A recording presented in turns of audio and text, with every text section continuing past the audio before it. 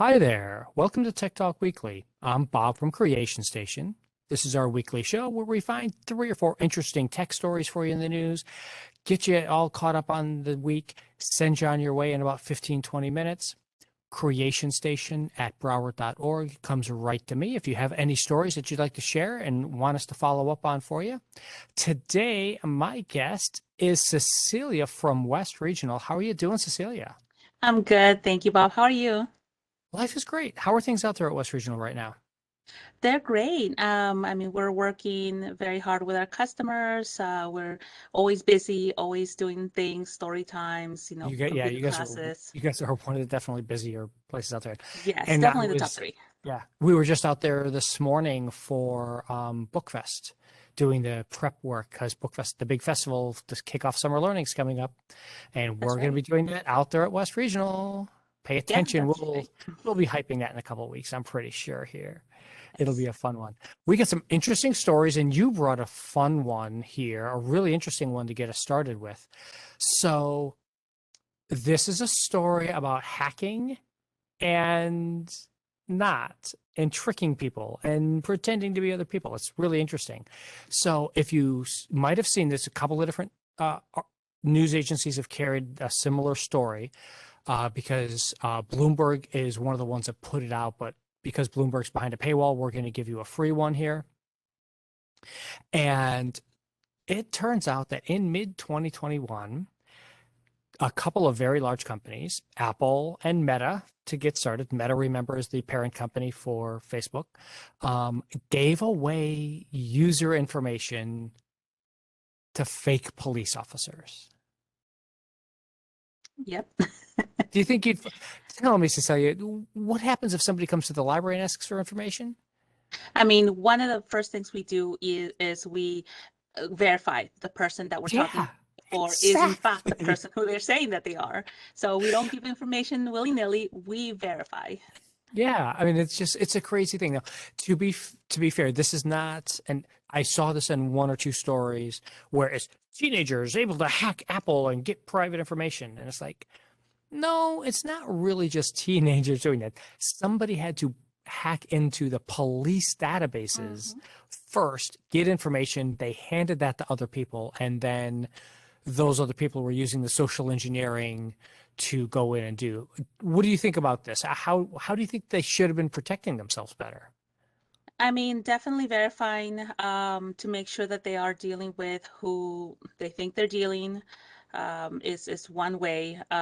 Because, like you said, this is unbelievably dangerous, not just for the departments, to be giving out information, but also to the public as well, Yeah. who may not even be aware that their information has been compromised. Well, and that is the issue that there is no law that says they have to reveal that they gave out your personal information Hmm. out there. Not here in the United States. In the EU, we'll cover that in a minute. Right. There is a different law that handles that kind of stuff. But so these people were doxxed, as it's called, Yes.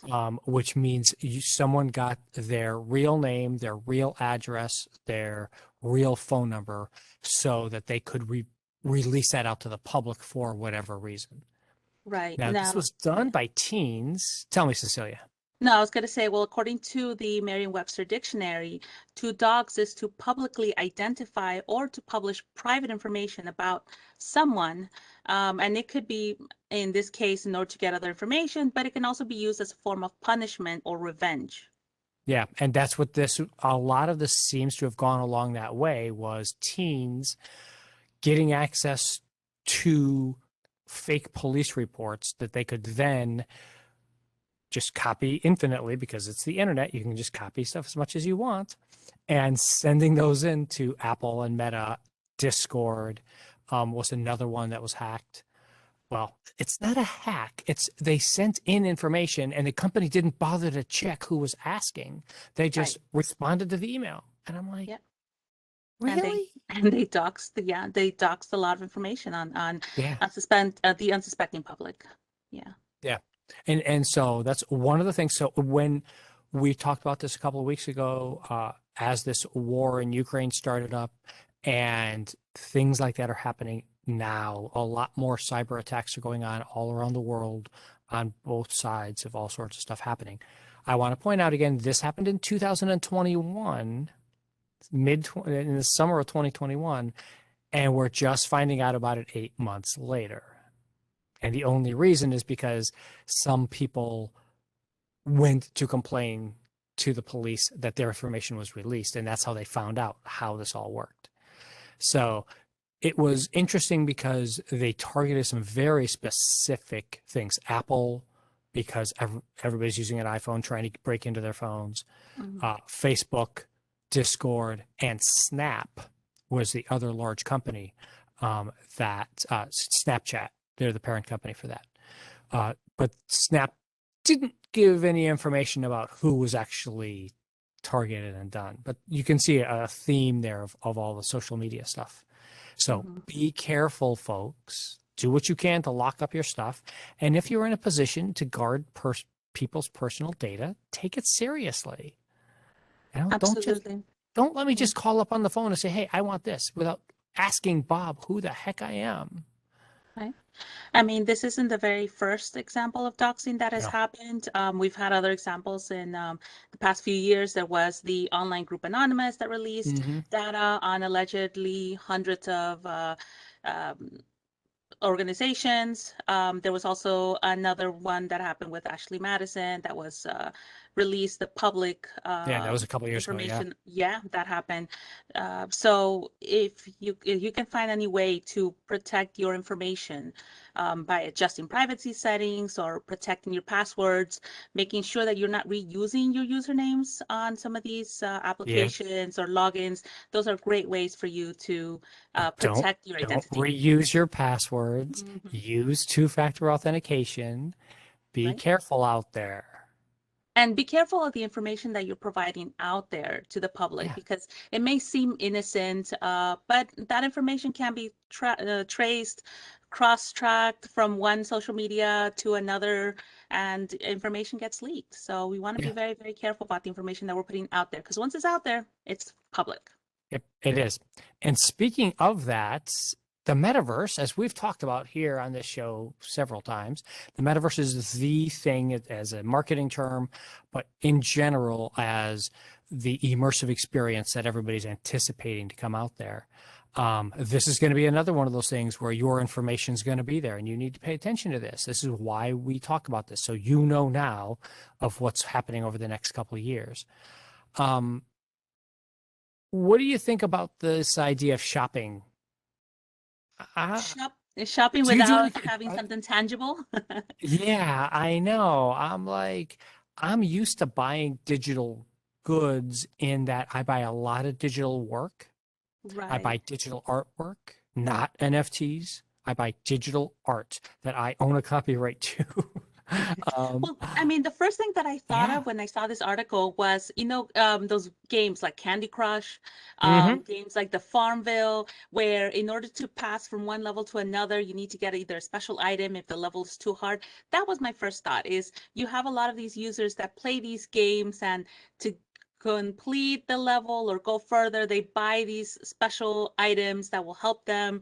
So that was my first thought when I was reading about this particular article, but they've taken another step, haven't they? Yeah, this is so in here, Roblox. If you haven't used the Roblox platform before, it is a very simple standard thing that allows you to create games, create experiences at a very simple, straightforward level. Anybody can do this from tweens on up.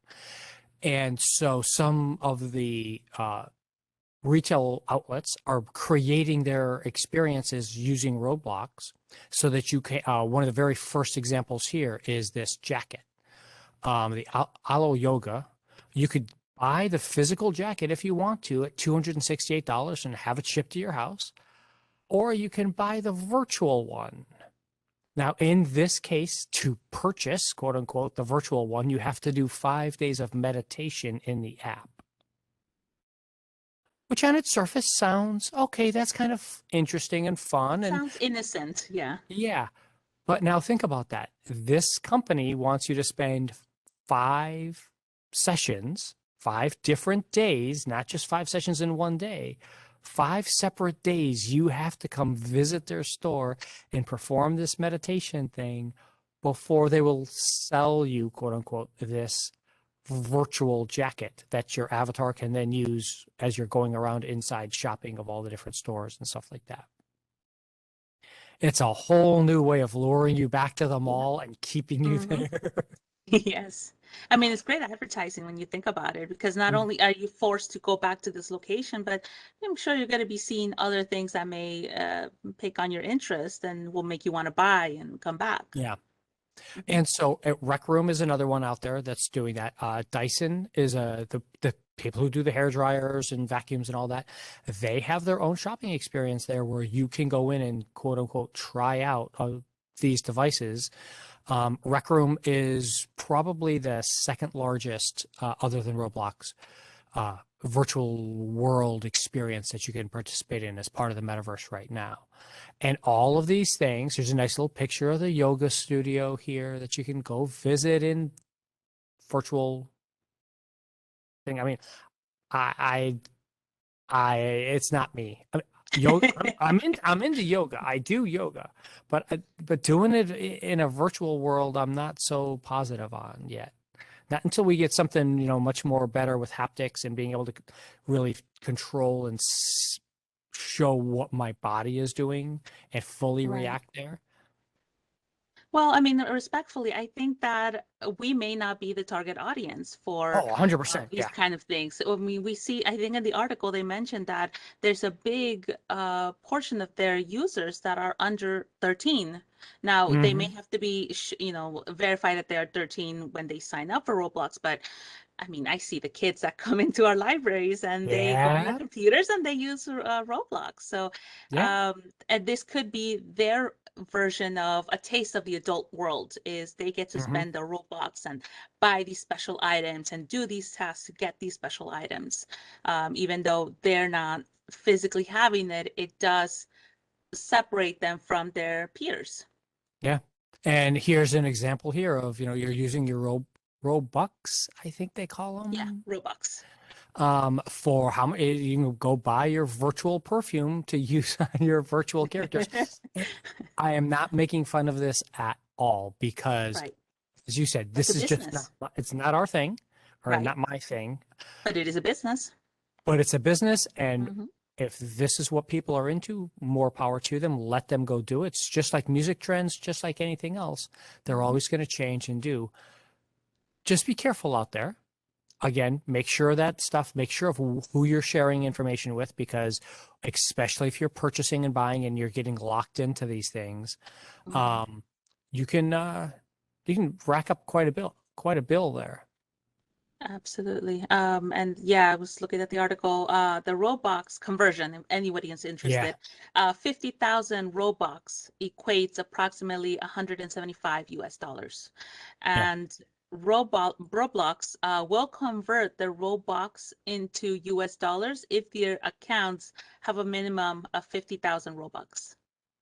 And you can earn those by creating games, by doing all sorts of stuff. So it's an Mhm. interesting way. The metaverse is coming. It's going to be a really interesting way of seeing what happens here in the future. And speaking of that interconnectivity and how is this all going to work together, there's a new law that came out that is going to come into force later on this year in the EU. You might have heard of GDPR, which is a big privacy law in the EU. And you may not have heard of it, but you've recognized it because at some point over the last year or so of you using the internet, all these boxes started popping up of this is what we do with your cookies, and please accept these cookies and do that. That's all because of GDPR, and privacy laws that are in the EU based on what you can collect as privacy stuff. And so everyone in the world is forced into dealing with this because most websites are not going to change to be relevant for one continent, one block versus another. But this one is interesting and different because the idea is to make all in what we're going to talk about right now, all of the messaging apps interoperable. And I know you're thinking, well, aren't they already? No, they're not. No, they're not. And if you're thinking, well, what would that look like? We have a really good idea. Email, because that's what email is. Whether you're on Apple, on Google, on your own, on Outlook, whatever you're doing, email connects to each other on a single platform. There's nothing to worry about. No one has to think about, oh, I need to change my settings in email to send it to this person because they're on Apple. But if I'm sending you a message on WhatsApp, are you on WhatsApp, Cecilia? I am, yes. Good, good, good, good. WhatsApp and Signal, top two messaging apps to use. We'll get to that in a second. Because if you're not on the same messaging app, your messages won't cross. So the Hmm. EU doesn't like this because large companies like Meta can put in their messaging apps, Facebook Messenger and WhatsApp. They're both owned by Meta. And so the EU wants to prevent that from happening and force everybody to be able to use the messaging app you want and send it to wherever you want to send it. Can you see the problem there, Cecilia? Oh, absolutely. I mean, I think there is a large group of people that have the opinion that big tech has become too big, too powerful, and there is not enough competition. So one of the things that I think that this would be one of those things that may level the playing field is to have it kind of like you said with the email comparison, have a way so that everything is fair game. Yeah. And the only problem with this, and this is where I think this law is not, hasn't, they put in the law without thinking through all the consequences, perhaps, Hmm. and or maybe it's just you put in the law and force the tech companies to adapt. If you're going to do encryption, and I mentioned Signal and WhatsApp, those are two companies that fully encrypt their information from start to finish. So if Hmm. I open up my WhatsApp on my phone and I send you a message, WhatsApp, Meta, the company, doesn't know what I sent. They just, because it encrypts it on my phone, that little encrypted message goes to your phone and your phone unencrypts it. Hmm. So no one in between can stop and read it. Signal uses is the original person company that created that. The person who created Signal created that encryption, open source encryption protocol that Hmm. uh, WhatsApp uses. But if I change it and say, no, your WhatsApp message has to be able to be read on iOS Messenger or Facebook Messenger, they're not encrypted. So now what happens? So I send you a message that I think is encrypted, keeping our information safe and secure.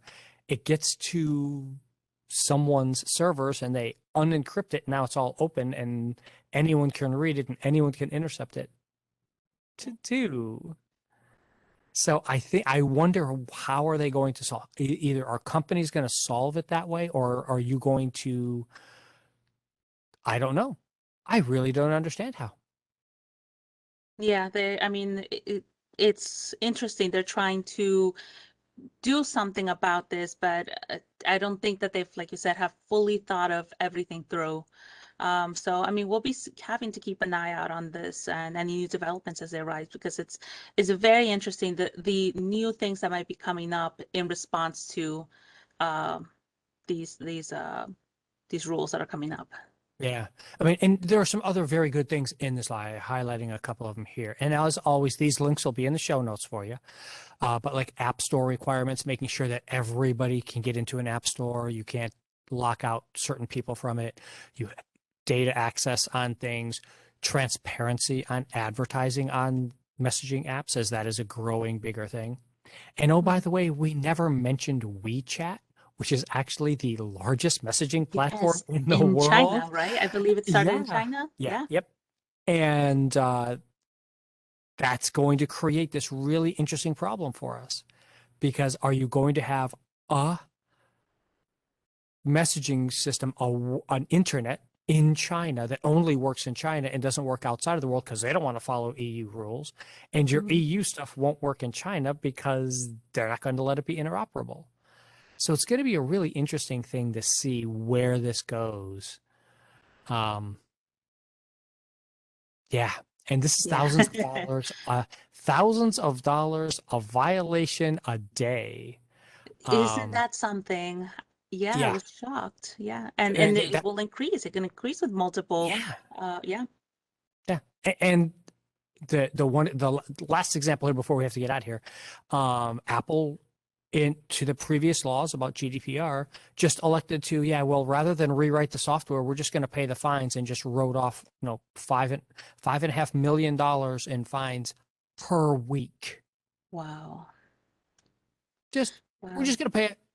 And that's just going to be the cost of doing business in the EU, is we have to pay an extra $5.5 million a week in fines. So when companies get that big, yeah, how do you stop them? How do you stop them? And what does that mean for us, the consumers? I mean, because that Yeah. money has to come from somewhere. So does that mean an increase in their products or an increase in their services? We'll Hmm. just see. We'll see I what know. happens. It is a crazy, crazy world out there, huh? Right. Yeah.